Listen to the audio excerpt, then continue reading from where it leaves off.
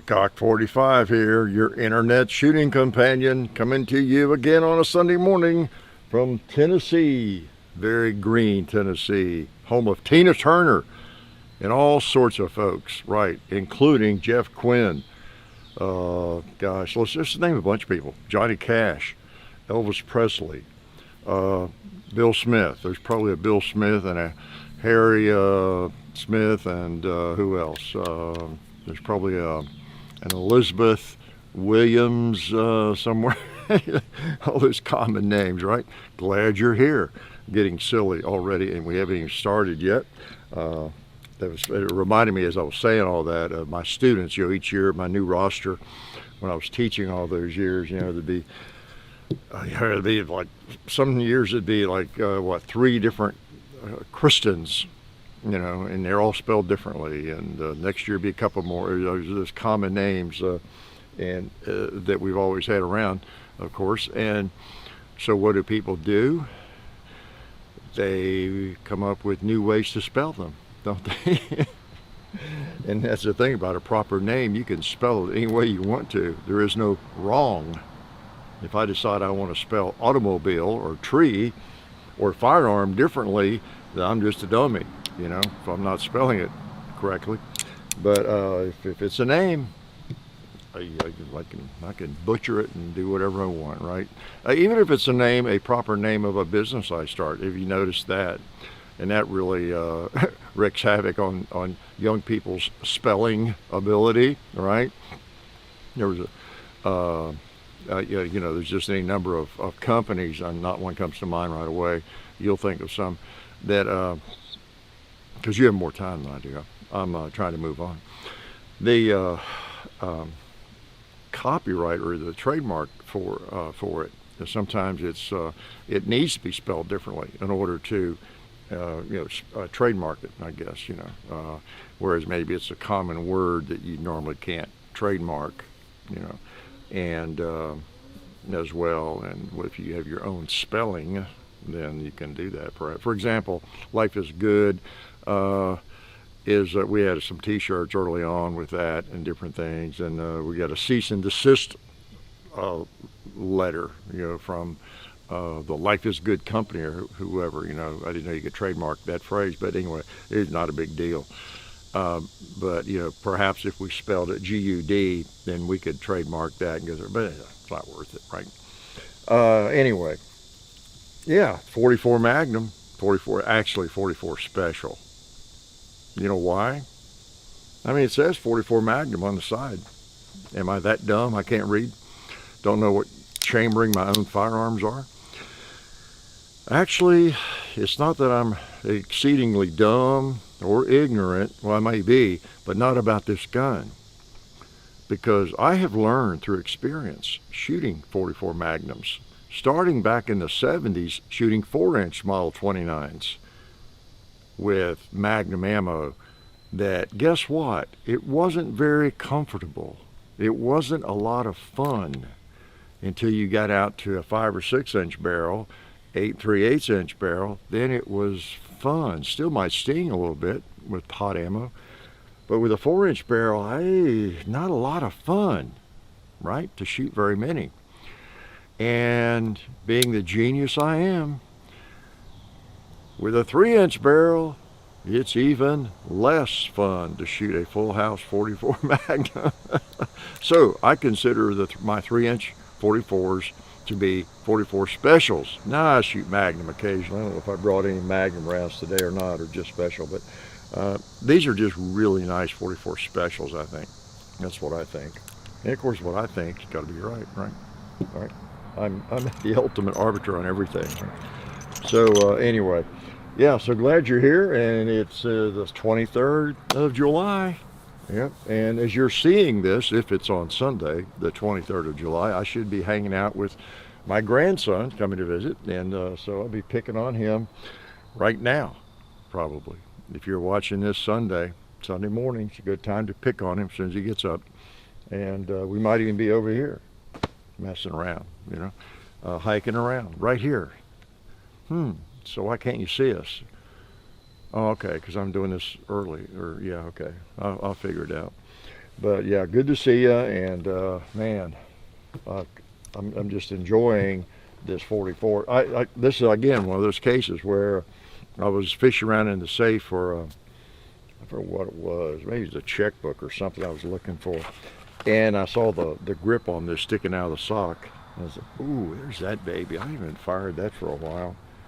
I really haven't. What is wrong with me? And oh, this is a different. Okay. Okay, looking some ammo. I thought it was a different brand. Didn't matter.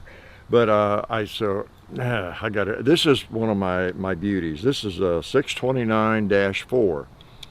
So while it's not pin barrel, and I guess I've got the date on it. I forget what year it was made. I think I probably know. And well, when I say that, I think I have it in my records. Okay, what year it was, and because they stopped. The early stainless guns they were still pinning the barrels and recessing the cylinders on the Magnums in the early 80s. And then they quit doing that, I don't know, 82, 3, 4, along in there. So it's after that, but you don't have the, you see the safety, the old style safety, the hammer mounted firing pin, no key lock, of course. So it's really an old Smith, just not ancient, not vintage, going back into the 70s. But one of my favorites, kind of a polished stainless.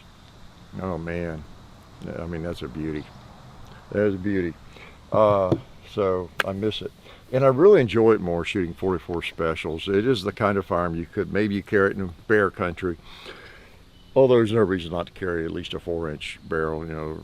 5 if you're going to carry a big gun like this, probably in a chest holster in bear country. But you could enjoy it like I do, mostly with 44 specials. But then you encounter, or you're in bear country, then you can always put some 44 mags in it. It's one reason I do not own an in-frame 44 special. Not that I'd be opposed to it. I've come close on them. Really nice old 624 or Model 24, some of those. There's some like Lou Horton, fire. This may be a Lou Horton. I don't know. But some of those special runs, 3-inch barrel and a 44 special, really nice and very, or 44 Magnum or 44 special, either one, very tempting.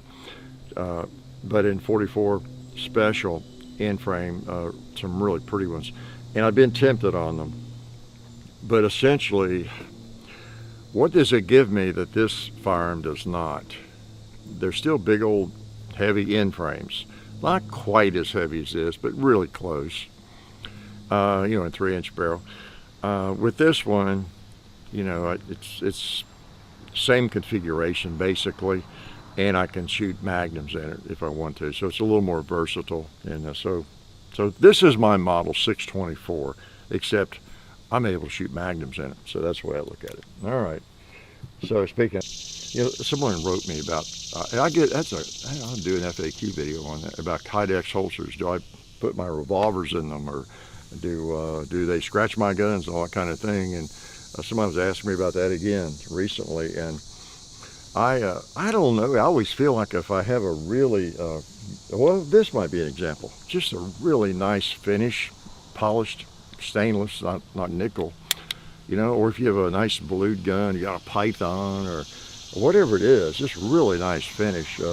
And I always feel a little reluctant cramming them in and out, snap them in and out of a Kydex holster, especially, revolvers mainly. But I don't know, I don't see a lot of marring when I do. I just don't do it that often. But so I'm not sure what to answer somebody. I would expect you might get a little marring on a really nice finish on depending on what the finish is, in some Kydex holsters. I don't know. I just typically don't do it. And the thing is, if it's a gun I'm going to wear, I decide this is a carry gun for me, I don't care. I don't care if it's a little marring, like, duh, who cares? It's a tool, it's a tool. But anyway, I do get that question a lot. So, what else do I have? Well, I have this gun I bought in Alabama at Exile Armory down in Weaver, Alabama. So you may have seen some postings. I put a picture of Amber they made on Instagram, the Real Hickok 45. So it was great to meet her. I'd seen her in her videos. A friend of mine put me on to them. He just mentioned it one day, asked me if I'd seen the videos from down there, and I wasn't familiar with it. And he'll mention every now and then, his old shooting buddy, about Amber and the videos. They do, if you're not familiar with them, they do a video. She does a video almost every morning of the week, I think, just holding up and saying what they got in the previous day, or what they've got, what they got in, the new guns that come in, and just explains what it is and shows it and then puts it down, picks up another one, and does a really good job of it. And it's good marketing, because I know it's gotten his attention a lot, and he buys more guns than he ever did, but that I remember. But anyway, so we talked about, he mentioned that several times. He's a good friend, and I don't know, he looked it up, or I looked up where Weaver was, and I said, well, we ought to just make a road trip and go down there sometime,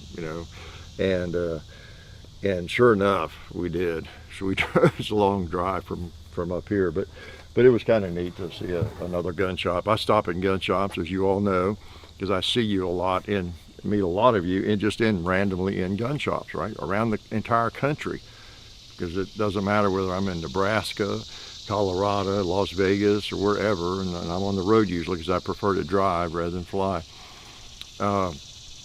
If I see a gun shop, or if I know of one, I'll just stop in, take a break, eat, hit a gun shop if there's one close by, and prowl around. I've been doing that my whole life, really, my whole life. And it's not because of this project. It's back when I was traveling in the early 80s. I remember being in Chicago. I stopped in, I looked one up. I looked up a gun shop while I was up in Chicago. And I was kind of on the rough side of town. I don't know if I was lost or if I had to go to that side of town to get to it. I don't know where I was, but I remember driving, and I bought a 1911 magazine in there. Not much else I could buy, out of state, plus in Chicago. But yeah, so that's just something I've always done. So it's fun to go to a new gun shop. They're a great gun shop down there, Exile Armory, good people, and really funny, fun time rather. Let's see. Oh, yeah, let's shoot this thing. So here's what I bought. It is just it's a real innovative firearm no one's ever heard of. And Ruger American branch rifle, kind of boring, right? And then 300 Blackout. But then actually, I didn't get talked into it by Amber. Okay, I mean, she's quite a salesperson, but she did help me a lot with it, because I wasn't sure whether the Ruger or the Savage, and looked at several there real quick, really, because I knew I just wanted something else, and 300 Blackout. It was on my radar. It was on my list. I had literally written it down, 2 or 3 things that I wanted to remember, just to kind of look at and look for and see if they had them. And because I was interested in getting just one of these, or a Savage or something like it, in a bolt gun that I could pop a suppressor on and just take again advantage of the 300 Blackout, because I've got a 300 Blackout already, got suppressors and everything, and I wanted a threaded barrel, whatever it was. And so I looked at them, and she helped me figure them out. And the only thing I didn't like about the Savage, I forget what the model number on that gun is. It's a lot like this. In fact, I liked it. I was going to buy it. I looked, yeah, this is what I want. And the rails, just basically the same setup. I forget the model number. And but it just had a 3-round magazine. Now, I'm not looking for a tactical firearm to go to battle with, but it's just 3 rounds, and that little 300 Blackout, I don't know. Again, I'm not going to go shoot a match with it or need high capacity or anything, but man, 3 rounds, that's just nothing, So And then so I looked at this one, and it takes AR mags. So, well, okay, how about 30? That ain't bad, is it? But you know, in a bolt gun, don't really need 30. Although I've got a couple 30-round mags. You know, they're very plentiful. And this one is 10. Came with it. I haven't used it yet, and I hadn't had it out of the wrapper. So 10 is about right. You know, that way you can load it up and shoot it, plink with it, and have some fun. You could hunt, you know, whatever you want to do, right? So anyway, just a Ruger ranch rifle. We've done these in what, 450 Bushmaster. Man, I don't know what, 308. We've done 3 or 4 of these things, and so this is, and I got my pad for a little extra length. 300 Blackout doesn't kick a lot, right? So anyway, that's what I got, and pretty cool. So yeah, and Amber, you may have seen the little video they posted. Amber asked if I would do a little video while I was there, because we had talked a lot and everything. I got to know her, and she got to know me, and she wanted to do just a little thing, you know. And I said, well, what do you want to do? You know, and I'll just say hi or whatever. You know. I said, okay, yeah, okay. So that's what that little video was, you know, where I insulted her.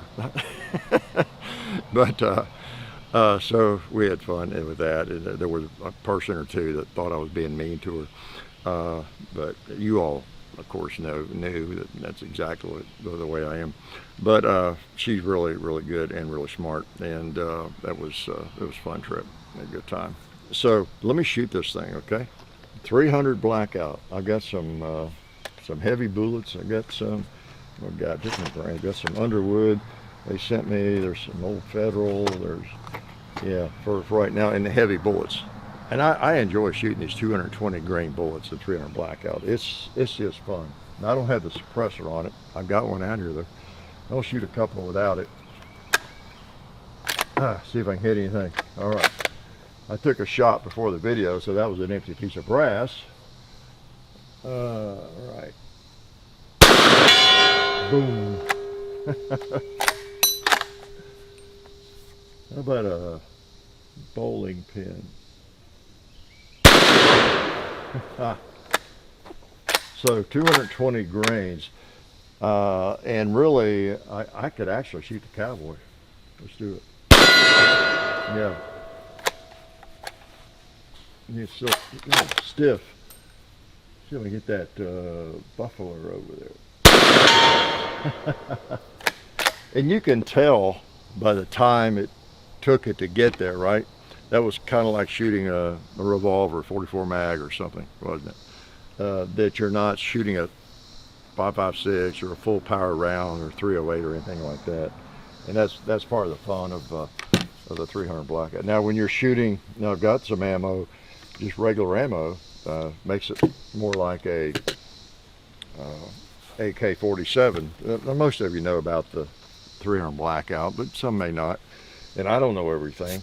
I had one pretty early on. I bought an upper not long after it came out. And actually, wow, that was a long time ago. I think somebody gave that to us. But anyway, I thought it was pretty cool. And you see, I bring it out every now and then, put a suppressor on it, and I've just never owned a bolt gun in that. So, but anyway, the regular ammo, 100. Oh, you get different weight bullets, 150 grain, 120 some grains or whatever. It's very close to an AK round, 7.62 by 39. I think, you know, and basically in function and power and everything like that. But one of the advantages is you can get heavier bullets, and it does fine out of short barrels with suppressor and all that kind of thing, more so than the AK. And I got the bolt back. They're not just right off the interstate anywhere. And, you know, if they were really on the way to anywhere big, they probably would be an interstate going through there, right? But so you got to want to go there, and we did, and it was pretty neat. Really enjoyed that. You know, visiting the old homes, and you know, right there in the Mississippi River, some nice restaurants. Met some of you all on that trip. In the restaurants and around town there in Natchez. Good to meet you. And of great restaurant, Magnolia Grill, right down on the river. Literally throw a rock in the river. And we ate there twice. We liked it so much. Another place, was it Rue 61? He goes, yeah, that was good. Yeah, in fact, at Rue 61, there's a fellow that works there. We met. There's a viewer. Good to meet you, as well as coming home. There was a manager at, what's that restaurant? Had a steak. Not Dalton's. But anyway, the manager there. So, anyway, good to see everybody. Let's shoot something suppressed now. All right. Be a little more quiet.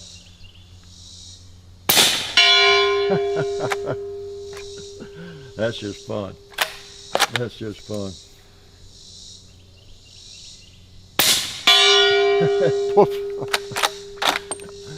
That's why I wanted 300 Blackout. Let me see if I can pop the, what is that thing? Oh, it's a buffalo.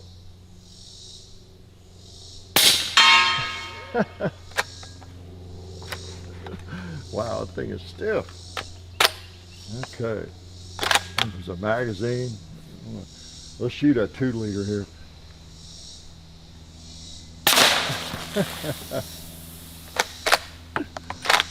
Last round. Try that red plate over there. Oh, a little bit low. I noticed I took about 10 minutes and put this sight on there and got it roughed in, sighted in pretty well, I think. But I think it shoots just a little bit low, I've got a hold on top. I may either adjust it. I'll tell you what I've got coming in, and I may put it on this. I don't know. Yeah, I probably will just to try it.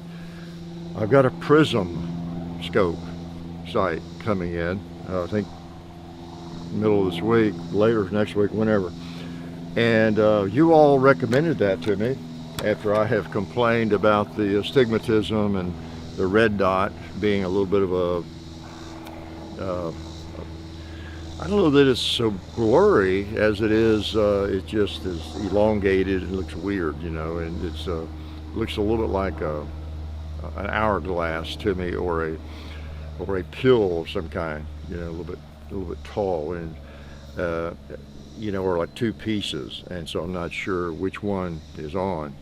And sometimes, anyway, and a lot of people have that issue, but one of you all recommended trying a prism scope. I wasn't familiar with that, so I'm going to do it. I finally bit the bullet, and I have one coming in to try, so I'll let you know how that goes. I might just put it on this, I don't know. Tell you what, if I love it, it's going to be expensive, because I want to replace all my red dots probably. I don't know. Yeah, I've got several nice ones. Okay, so that's cool. That is cool. Yeah, that's my tactical rifle now. This is, let's put this magazine in, see how it works. Yeah, okay, let's take a couple of these shots.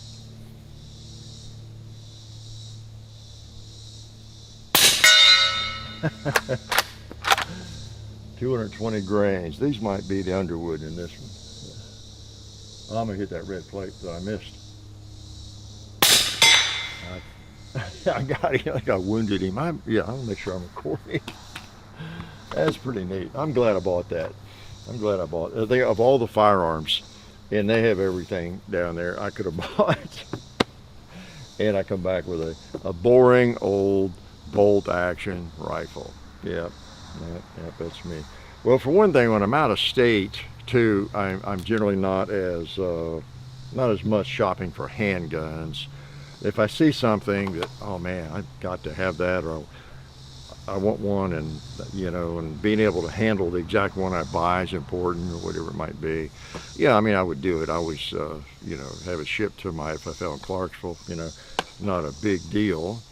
But I typically just kind of scan handguns, and you know, now if someone had a extensive collection of antique firearms or Colts and different things, and I might look a little more closely, but not that I'm looking for anything. But long guns, and the reason I say that, most of you know, right? You can buy a long gun and bring it home. It's just like buying it within your own state. Now, there may be some exceptions, I don't know. I'm sure there are, California or Illinois, the usual suspects probably, but generally speaking, you can, buying a long gun is just like buying it in your own state. Okay, and so anyway, it was kind of on my radar, and I picked it up. I went with two friends, and all three of us bought a gun while we were in there. We're helpless, or I mean, there's no help, no hope. We're hopeless, not help. We're probably helpless too, but we're hopeless for sure. Boy, let me shoot this Smith and Wesson again. Okay. All right. What a beaut. What a beaut. Double action. Boom. Single action. How'd that happen?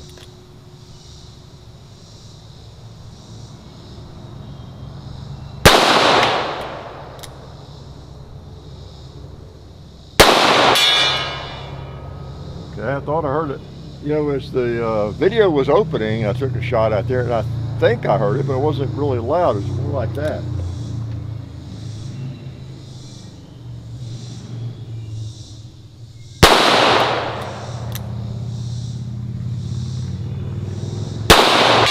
There we go. That's what we should be hearing. Yeah. A distinct sound.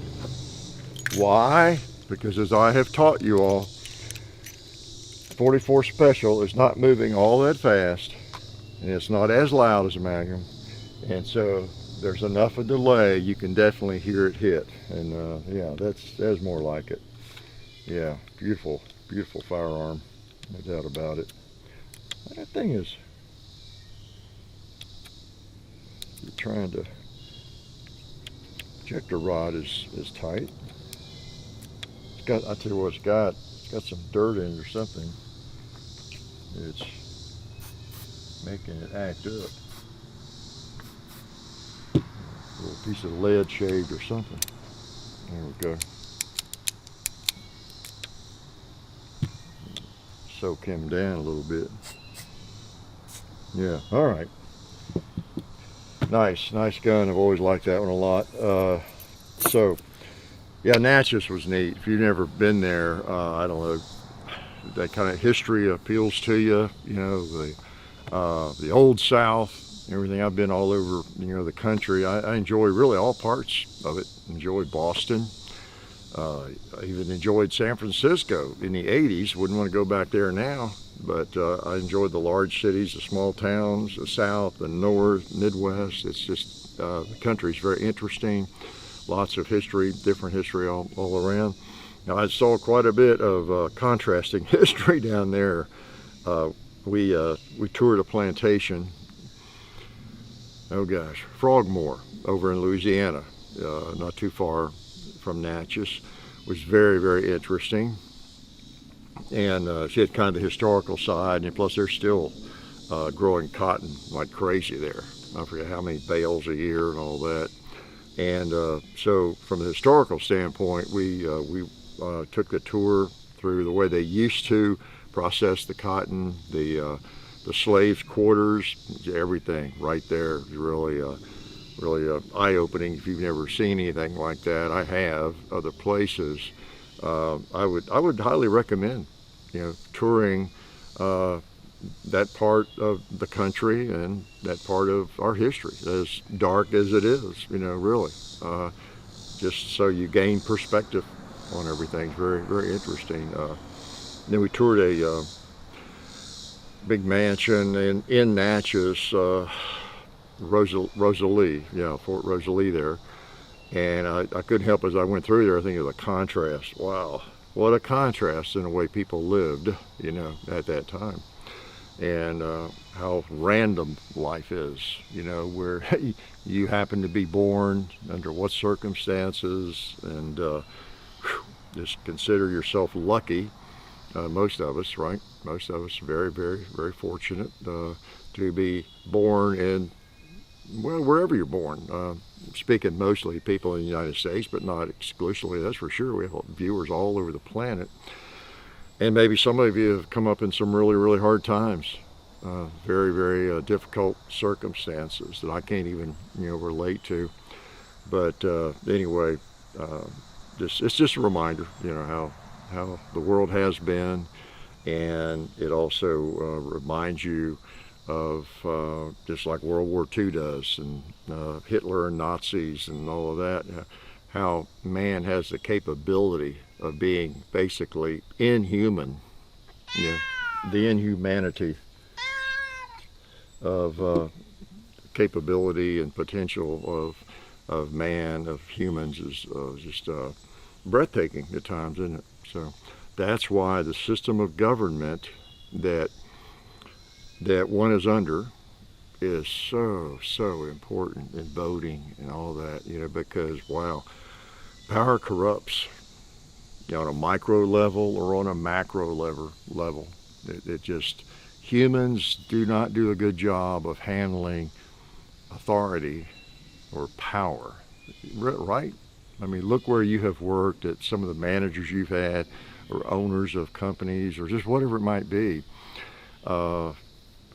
You know, there's just some people, a lot of people, who do not handle authority or power well. It brings out, often, not always though, can bring out the worst in human beings. Really can. So there has to be a check on it. Has to be a check. But anyway, I won't expand on it anymore. But that was an interesting, very interesting trip, educational. And boy, do I need education, right? So I had a little bit for you young people. Speaking maybe of that. Speaking of totalitarianism, we've been introduced to a fair amount of that lately, at least that philosophy. I don't know, where did I run across? I had a poster with this on in my classroom from Daniel Webster. He said, good intentions will always be pleaded for every assumption of authority. That will always be the excuse for authority, good intentions. It is hardly too strong to say that the Constitution was made to guard the people against the dangers of good intentions. In other words, the Constitution is partly to guard us against that, people's good intentions. Yeah, and some of you might be, what, really? There's something wrong with good intentions? Yeah, right? It's that common, for the good of the masses, or for the good of everybody, right? That is so often the justification for totalitarianism, you know, crazy control, for the good of the whole, for the good of everybody. Well, you tell me something, I can't use that to justify, you know, for the good of everybody. You need to quit eating something, or you need to quit driving your car, or whatever it might be, for the good of the whole, for the common good. Yeah, according to whom? Yeah. So anyway, be careful, young people, of people using that logic. That should, your antenna should just go up immediately, you know, when someone talks about for the good of the whole, for the good of the group. Okay? There's another phrase. Yeah, that's very close to the logic, and you've heard this many times.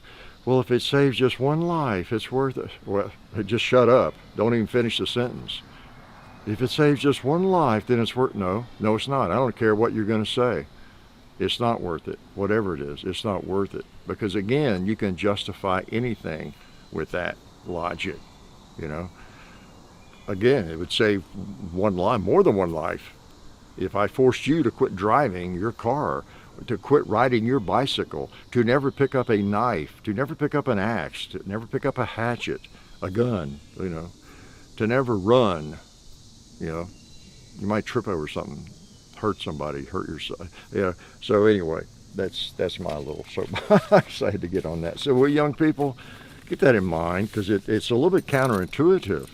Well, we should respect people with good intentions, because some people don't have good intentions, and that's true. That's true. Some people are pretty obvious their intentions are nothing but bad, right? There's always going to be that evil side.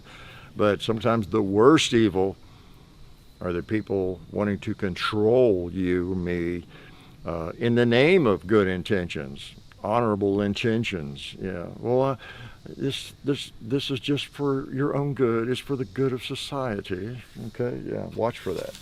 All right. Let's shoot this for the good, for the common good. Do I have some more ammo? I think I do. Oops. What have I knocked? No. Let's see. Let me check that mag. Yeah, I got some more bullets in there. Had it empty, as I always do. I always, when I pause shooting, as I've mentioned many, many times, I think it's a great way to operate. That's why I mention it so often, I guess, because lots of you have bolt guns, you have lever guns, and it's just a great way to, if you're plinking around, like I'm doing, you don't maybe want to unload the gun. You don't need to unload it. For one thing, a bolt action firearm, now this one's a little easier to unload because it has a detachable magazine, but if you're going to be shooting it in the next few minutes or whatever you're doing, on that last shot you've taken, just don't work the action. You've got a built-in safety. You have an empty case under the hammer. Okay. All right. If the gun went off, and I think you should know that. Although with this rig, there's not a lot of evidence that the gun went off. Is there? Let's see. For example, if I just shoot into the dirt, you can barely hear it. Actually, I was shooting at that brown clod over there, and I hit it without even aiming.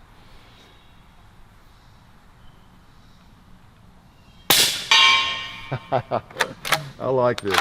I like it. Let's shoot that paper, see if it makes any noise.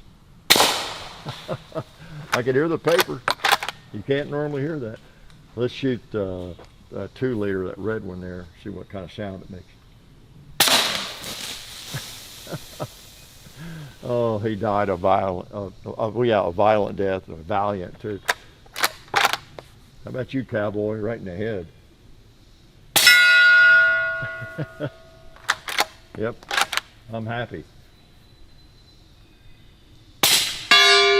I'm happy with my choice.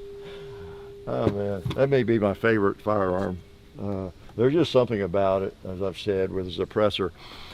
It just tickles you. It really does when you shoot that, because we're so accustomed, like every time we pull the trigger, to hear a loud blam. Yeah, brilliant, huh? And to be shooting and not getting that is just so different. I guess it's like, well, you probably don't have a tractor, right? Or lawnmower. You've been around lawn. Like if you could start your lawnmower, riding mower, whatever kind, and it was just totally quiet. There's no sound, but yet it's still cutting. That'd be weird. All you could hear was the grass, cutting or something or swirling. Of course, I bought an electric mower, and it's about that quiet. Well, it's not that quiet, but I have one at. I don't know if I told you all that, but I did. I bit the bullet this year, and I bought a battery-powered lawn mower, and it's a steel. It's working pretty well. I like it. But yeah, most things just make noise like that, and we're not used to them being quiet. So, is there anything else you want to know about? I should empty that magazine, shouldn't I? You could leave a magazine, ammo in it. At least take a couple more. Oh, let's hit the propane tank.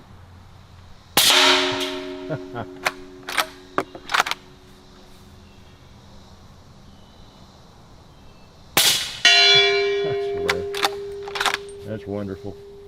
What about you coughing down there? Oh, I'm going to pop that ram. I don't know if you can see it very well up there in front of the wall. He fell. Oh, I got him. He's dead. He's dinner. Oh, man. Was there anything else you were dying to know about? Yeah, okay. We posted the Glock video. That's one thing. The Glock 47. It's funny. You see less of the Glock hate as you used to, I guess, but you still see it. It's so funny.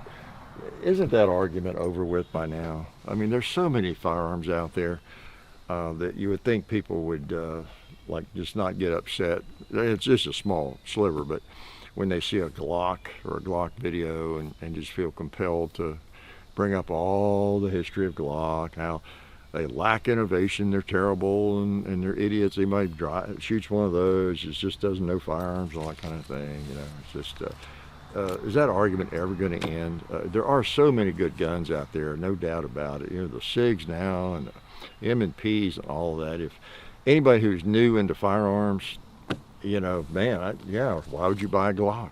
Maybe you would. If it feels the best to you and you shoot it, you know, buy it. But there must be 10 or 20, 30 choices that are all just fantastic, including Glock. Yeah. But it's funny how that never dies.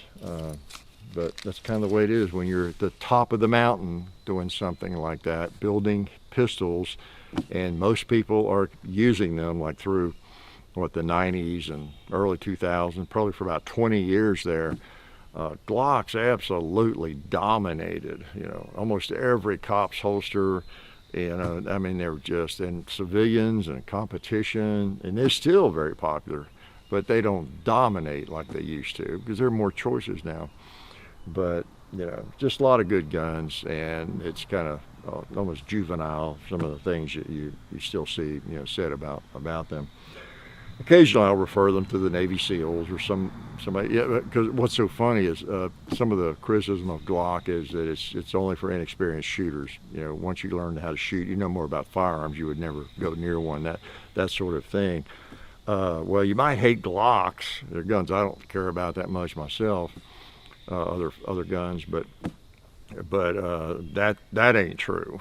Yeah, in my experience, the most experienced shooters and often the best shooters, you know, have been shooting Glocks, and that's changing, of course. You know, again, like the Navy SEALs or special ops groups that have a choice on a firearm, or they review firearms and select one.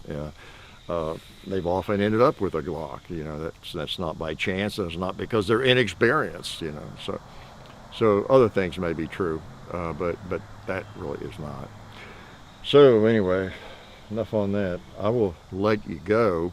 Really appreciate you coming around. And again, in the travels, gosh, there were some people I was going to mention. I don't know who all. I'm bad about names. I don't. I often don't get your name or remember your names, but met a lot of you on the road down Mississippi and Louisiana. On the tour of the mansion I told you about, or the plantation, the director of the tour and people that were on the tour with us, you know, end up talking guns, and they had seen the videos, and just it was great to meet you, and you know, great tour, and it's great. Met a nice couple from South Carolina on the tour, watched the videos, and hi to you. I don't know if you have no life and watch Sunday videos or not, but it was good to meet you all. So anyway, I'm going to let you go, and you know, I started to say do something productive, but as far as I'm concerned, this is about as productive as I get, right? Bringing out some favorite firearms and plinking with them. Doesn't get much better than that. Also, it does keep me from doing anything too productive, like weed eating or bush hogging, which I need to be doing, things like that. So, appreciate you watching, and you know where we are. Still 2 or 3 videos every week, and we're right here, and on Rumble, and Gunstreamer, same videos.